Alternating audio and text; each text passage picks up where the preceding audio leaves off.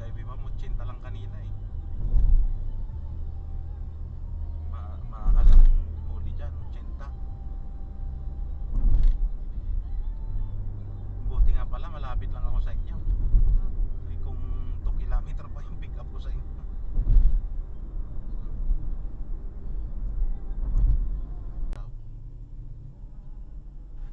Narinig nyo yon?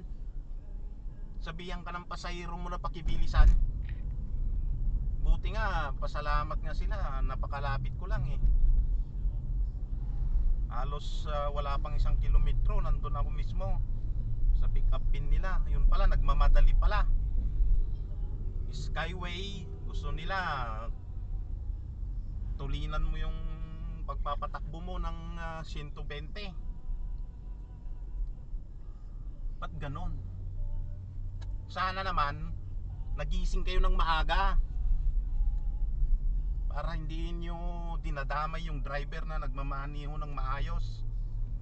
Kung may mangyari sa atin dyan, sino may kargo nyan? Yung mga pasahero na to, mga pasaway eh. Nakakainit ng ulo eh. Aga-aga mababad trip ka eh. Tapos naka GPS pa si Grab. Pag lumagpas ka pa ng tinakdang speed, may questionin ka pa. Tapos di alam yung pasahero mo, siya yung nag-uutos sa'yo na bilisan.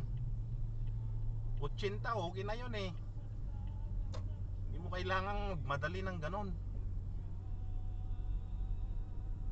Pati driver namumroblema dahil sa kapabayaan ng mga pasahero.